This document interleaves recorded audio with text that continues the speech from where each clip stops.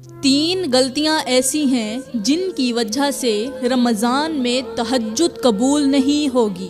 بسم اللہ الرحمن الرحیم۔ السلام علیکم ورحمۃ اللہ وبرکاتہ۔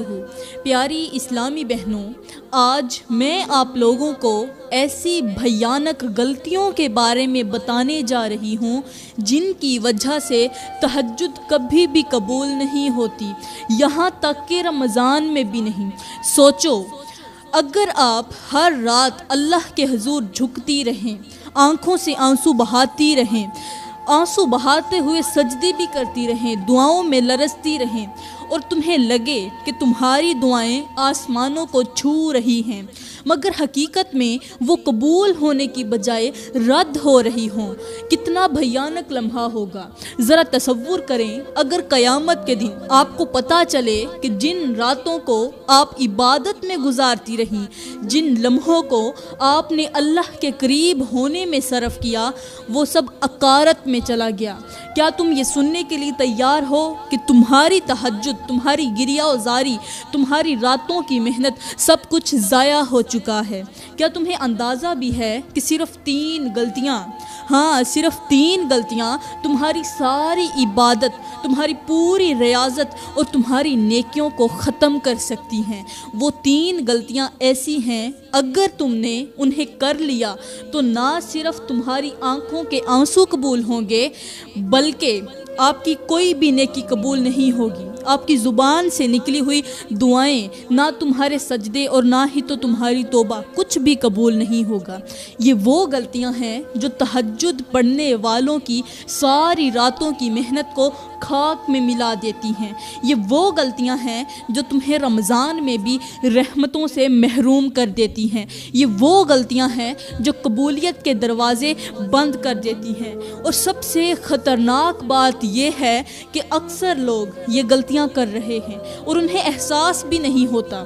کہ آپ تیار ہو یہ جاننے کے لیے کہ وہ 3 غلطیاں کون سی ہیں؟ کیونکہ اگر آپ نے انہیں نہ جانا تو آپ کی تمام عبادات ضائع ہو سکتی ہیں، تمہاری دعا ٹھکرا دی جا سکتی ہے اور تم اللہ کے غضب کا نشانہ بن سکتی ہو۔ پیاری بہنوں، سب سے پہلے میں آپ لوگوں کو تہجد کی فضیلت کے بارے میں بتاتی ہوں، تاکہ آپ کو اندازہ ہو کہ یہ نماز کتنی عظیم اور مبارک ہے۔ تہجد وہ عبادت ہے جو اللہ کے سب سے قریبی بندے کی پہچان ہوتی ہے، وہ نماز جسے رب کی خاص رحمتوں اور برکتوں کا ذریعہ بنایا گیا ہے۔ یہ وہ نماز ہے جو انسان کی تقدیر بدل سکتی ہے۔ اللہ تعالیٰ قرآن پاک میں ارشاد فرماتا ہے، وَمِنَ اللَّيْلِ فَتَہَجَّدُوا بِهِ نَافِلَةً لَكَ عَسَىٰ أَن يَبْعَثَكَ رَبُّكَ مَقَامًا مَحْمُودًا، جس کا ترجمہ یہ ہے، اور رات کے کچھ حصے میں تہجد پڑھا کرو، یہ تمہارے لیے نفل ہے، قریب ہے کہ تمہارا رب تمہیں مقام محمود یعنی بلند مرتبے تک پہنچا دے۔ یہ وہ نماز ہے جس کا حکم اللہ نے اپنے نبی کو بھی دیا، جس کے ذریعے بندہ اللہ کی محبت میں سب سے زیادہ قریب ہو جاتا ہے، جس میں دعائیں سب سے زیادہ مقبول ہوتی ہیں۔ نبی کریم صلی اللہ علیہ وآلہ وسلم نے فرمایا، تم پر رات کی نماز لازم ہے، کیونکہ یہ تم سے پہلے نیک لوگوں کی عادت رہی ہے، اور یہ تمہارے رب کے قریب کر دینے والی، برائیوں کو مٹانے والی اور گناہوں کا کفارہ بننے والی ہے۔ ایک اور حدیث مبارکہ میں آتا ہے کہ اللہ تعالیٰ ہر رات کے آخری پہر آسمان دنیا پر نزول فرماتا ہے اور پکارتا ہے، کون ہے جو مجھ سے دعا کرے تاکہ میں اسے قبول کروں؟ کون ہے جو مجھ سے مانگے اور میں اسے عطا کروں؟ کون ہے جو مجھ سے مغفرت طلب کرے تاکہ میں اسے بخش دوں؟ یہ لمحے وہ لمحات ہوتے ہیں جب اللہ خود بندے کو پکارتا ہے، اللہ کی رحمت جوش کے ساتھ اسے آوازیں لگاتی ہے، اسے اپنے در پر بلاتی ہے، رحمتوں کے دروازے کھول دیے جاتے ہیں۔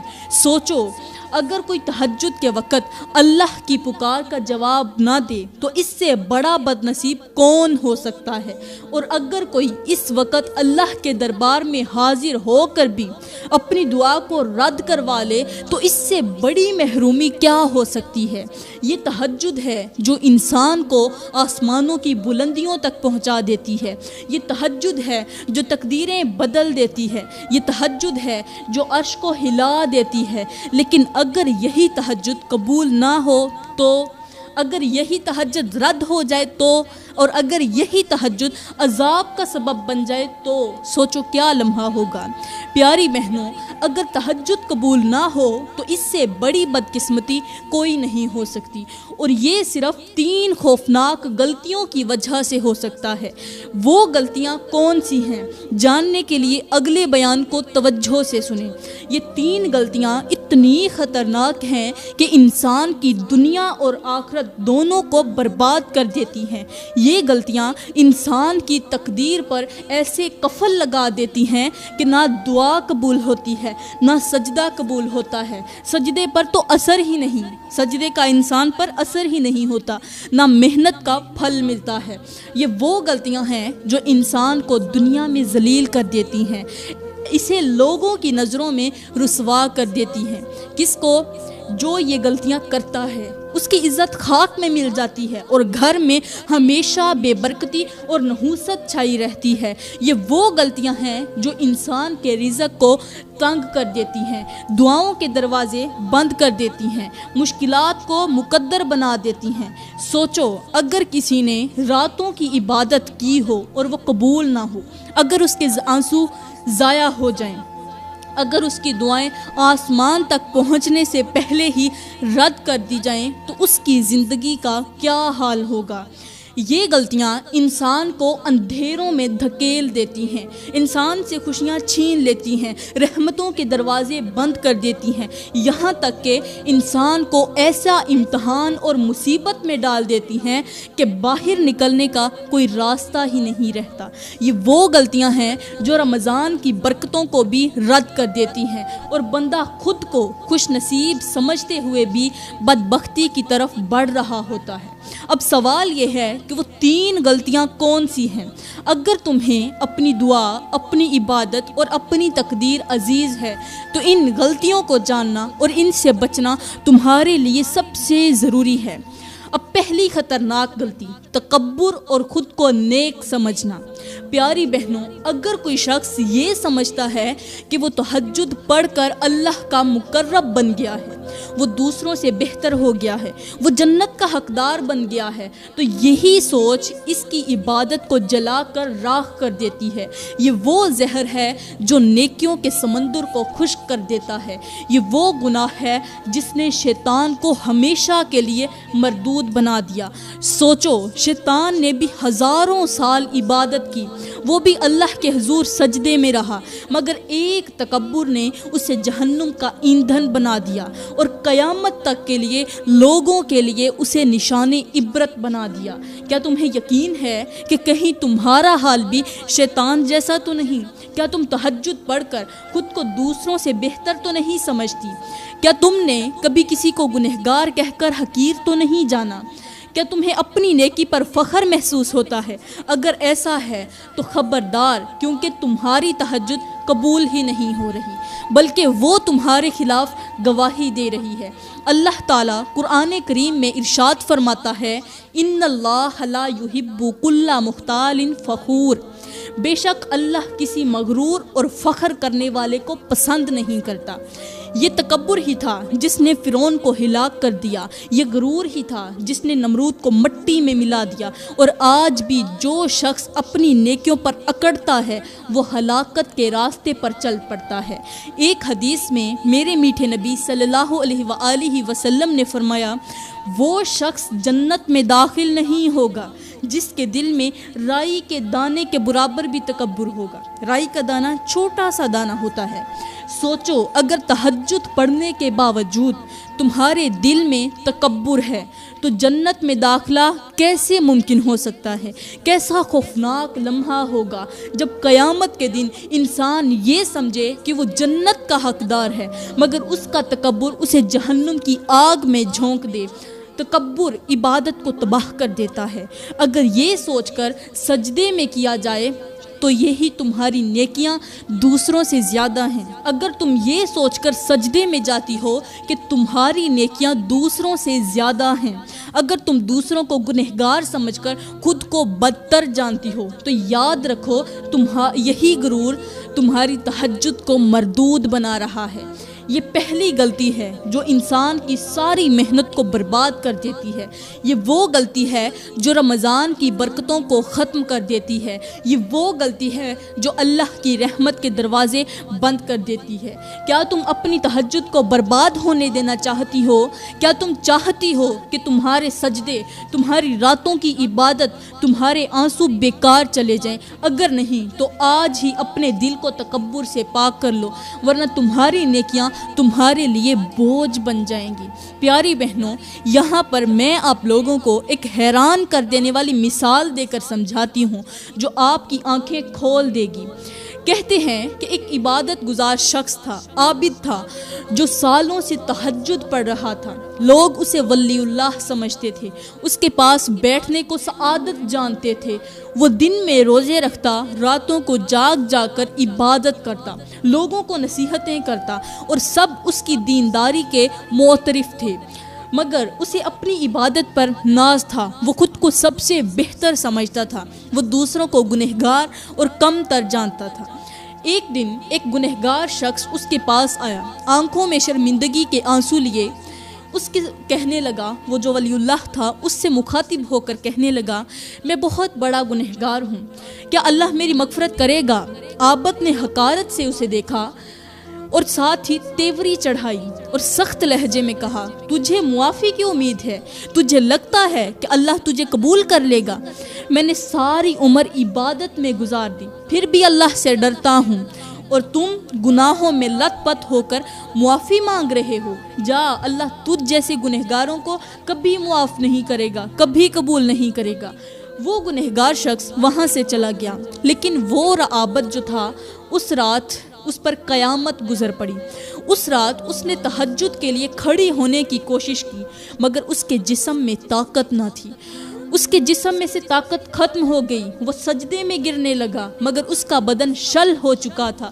وہ دعاؤں کے لیے ہاتھ اٹھانا چاہتا تھا، مگر زبان بند ہو چکی تھی۔ اچانک آسمان سے ایک آواز آئی، اے مغرور شخص، تیرے تکبر نے تیری تمام عبادتوں کو مٹا دیا۔ تو نے میرے ایک گنہگار بندے کی مغفرت کے دروازے بند کرنے کی کوشش کی، تو نے میرے فیصلے میں مداخلت کی۔ جا، آج سے تیرا نام نیکوکاروں میں نہیں بلکہ مردودوں میں لکھ دیا گیا ہے۔ سوچو، وہ شخص جسے سب لوگ ولی سمجھتے تھے ایک لمحے میں تباہ ہو گیا۔ وہ جس کی تہجد سالوں سے جاری تھی، ایک غرور نے سب کچھ تباہ کر دیا۔ وہ جس کے سجدے زمین پر لگتے تھے، مگر اس کا دل آسمان کو چیلنج کر رہا تھا، اسے مردودوں میں شامل کر دیا گیا۔ یہی تکبر ہے جو انسان کو برباد کر دیتا ہے، یہی غرور ہے جو تہجد کو عذاب میں بدل دیتا ہے، اور یہی ریاکاری ہے جو عبادت کو بوجھ بنا دیتی ہے۔ پیاری بہنوں، اگر آپ نے بھی تکبر کی یہ چنگاری اپنے دل میں رکھی تو پھر جان لو، یہ ایک دن تمہاری تہجد، تمہاری ساری نیکیاں، تمہاری ساری محنت کو جلا کر راکھ کر دے گی۔ اب دوسری بڑی غلطی، دل میں کینہ، بغض اور حسد رکھنا۔ تہجد کی نماز پڑھ کر بھی دل میں لوگوں کے لیے بغض رکھنا، حسد رکھنا۔ پیاری بہنوں، اگر کوئی شخص راتوں کو تہجد پڑھتا ہے، سجدے میں جا کر روتا ہے، اللہ سے مانگتا ہے، لیکن اس کے دل میں کسی دوسرے کے لیے کینہ، بغض یا حسد ہے، تو اس کی تہجد آسمان تک پہنچنے سے پہلے ہی رد کر دی جاتی ہے۔ یہ وہ گناہ ہے جو انسان کے نیک اعمال کو دیمک کی طرح کھا جاتا ہے، اس کی دعاؤں کے دروازے بند کر دیتا ہے، اس کے رزق میں بے برکتی ڈال دیتا ہے اور اس کے سکون کو جلا کر راکھ کر دیتا ہے۔ سوچو، اگر تم راتوں کو اللہ کے حضور جھک رہی ہو، سجدے کر رہی ہو، لیکن تمہارے دل میں کسی کے لیے نفرت چھپی ہوئی ہے، تو کیا وہ عبادت قبول ہو سکتی ہے؟ اگر تم سجدے میں ہو لیکن تمہاری زبان پر دوسروں کی برائی ہے، تو کیا اللہ تمہاری دعا سنے گا؟ اگر تم ہاتھ اٹھا کر دعا مانگ رہی ہو مگر تمہیں کسی کی خوشی برداشت نہیں ہوتی تو کیا تمہاری مانگی ہوئی خوشیاں تمہیں نصیب ہو سکتی ہیں؟ میرے کریم نبی صلی اللہ علیہ وآلہ وسلم نے فرمایا، لوگوں کے اعمال ہر پیر اور جمعرات کو اللہ کے حضور پیش کیے جاتے ہیں اور اللہ ہر اس بندے کی مغفرت فرما دیتا ہے جو شرک سے بچا ہو، مگر اس شخص کی بخشش نہیں کرتا جس کے دل میں کسی دوسرے بھائی کے لیے کینہ ہو۔ یہ وہ گناہ ہے جو تمہاری عبادت کو بیکار کر دیتا ہے، تمہاری راتوں کے سجدے ضائع کر دیتا ہے، تمہیں دعائیں کرنے کے باوجود خالی ہاتھ لوٹا دیتا ہے۔ یہ وہ بیماری ہے جو دل کو مردہ بنا دیتی ہے، اور ایسے شخص کی کوئی نیکی اللہ کے ہاں قبول نہیں ہوتی جب تک وہ اپنے دل کو صاف نہ کر لے۔ قرآن کریم میں میرا اللہ ارشاد فرماتا ہے، تم ایسے لوگوں کو نہیں پاؤ گے جو اللہ اور قیامت کے دن پر ایمان رکھتے ہوں اور پھر بھی ان لوگوں سے محبت رکھتے ہوں جو اللہ اور اس کے رسول کے دشمن ہیں۔ سوچو، اگر تم دل میں کسی کے لیے حسد رکھتی ہیں، اگر آپ کے دل میں دوسروں کے لیے نفرت ہے، کینہ ہے، بغض ہے، تو تمہاری تہجد کا کیا فائدہ؟ تمہارے سجدے، تمہاری راتوں کی عبادت، تمہاری مانگی ہوئی دعائیں سب کچھ ہوا میں تحلیل ہو جائے گا۔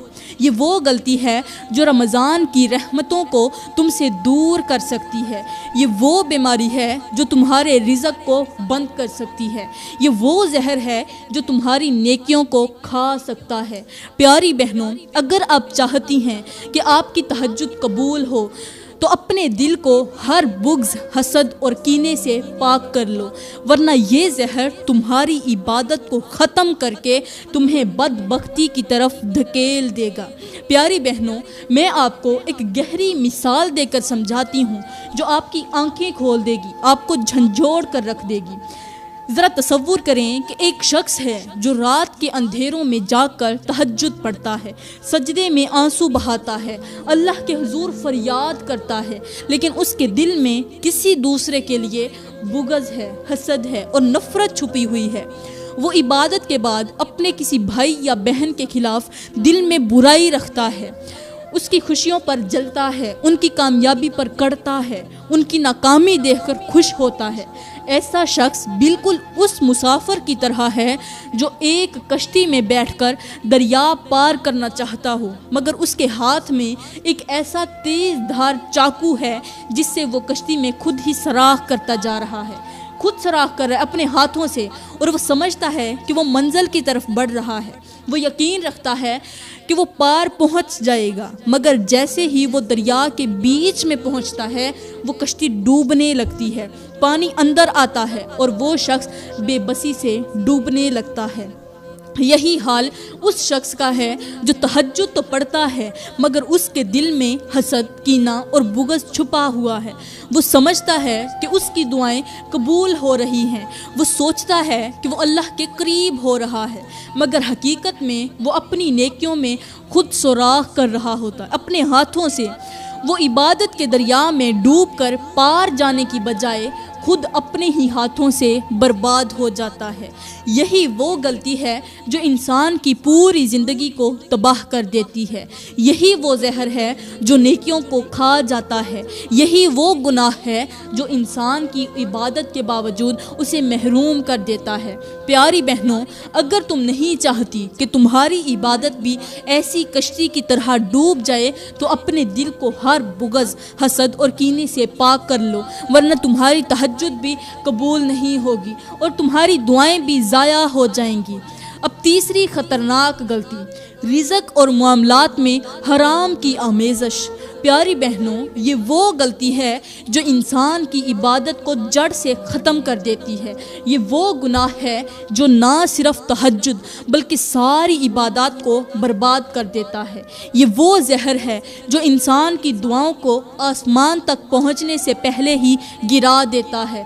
سوچو، اگر ایک شخص راتوں کو جاگ کر تہجد پڑھے، آنکھوں آنکھوں میں آنسو لے کر اللہ سے فریاد کرے، سجدوں میں گرے، مگر اس کے کھانے میں حرام شامل ہو، اس کے رزق میں حرام کی آمیزش ہو، اس کے معاملات میں جھوٹ ہو، دھوکہ ہو، سود ہو یا ناجائز کمائی ہو، تو کیا اس کی دعا قبول ہوگی؟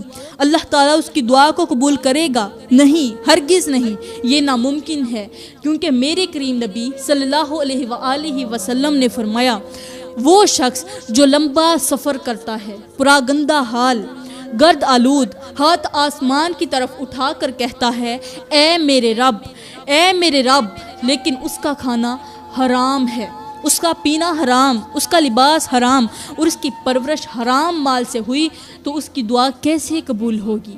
یہ وہ خطرناک حقیقت ہے جو اکثر لوگ نظر انداز کر دیتے ہیں۔ یہ وہ غلطی ہے جو انسان کی ساری عبادت کو مردود کر دیتی ہے۔ قرآن کریم میں اللہ تعالیٰ ارشاد فرماتا ہے، اے پیغمبرو، پاکیزہ چیزیں کھاؤ اور نیک اعمال کرو، بے شک میں تمہارے اعمال کو خوب جانتا ہوں۔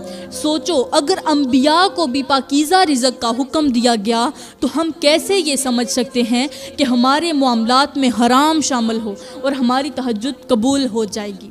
ہم کیسے یہ سوچ سکتے ہیں کہ اگر ہمارا رزق ناپاک ہو تو ہمارے سجدے اللہ کے حضور مقبول ہو جائیں گے؟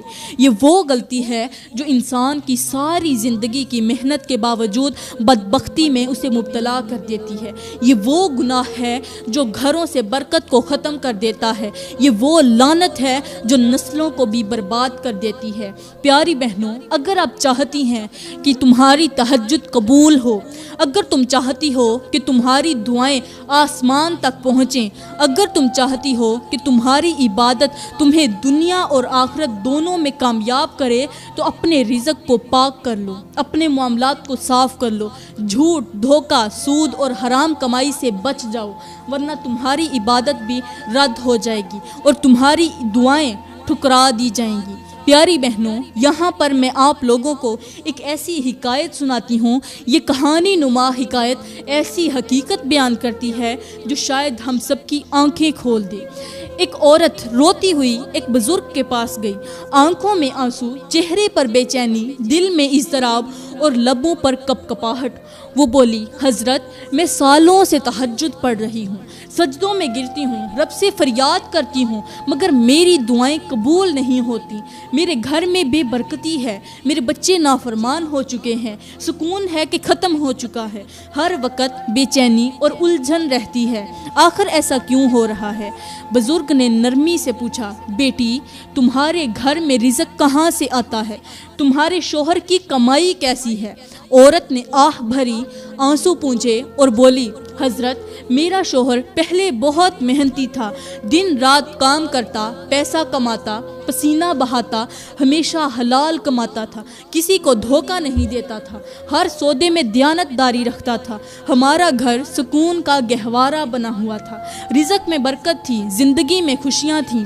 لیکن پھر ایک رات سب کچھ بدل گیا۔ میرے شوہر کے پاس ایک شخص آیا، اس وقت رات کا اندھیرا چھایا ہوا تھا اور میرا شوہر اس رات کے اندھیرے میں اپنے کام کاج میں، محنت میں مصروف تھا۔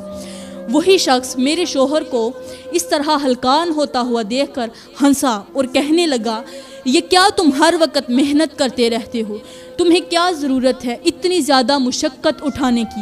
اگر تم واقعی کامیاب ہونا چاہتے ہو، اگر تم چاہتے ہو کہ تمہارا کاروبار تیزی سے بڑھے، تو ایک راستہ ہے، لوگوں کو دھوکہ دینا شروع کر دو، ناپ تول میں کمی کرنی شروع کر دو، چیزوں میں ملاوٹ کرنی شروع کر دو، دیکھنا کیسے کاروبار چمکنے لگے گا، کیسے پیسے کی بارش برسے گی اور تمہیں زیادہ محنت بھی نہیں کرنی پڑے گی۔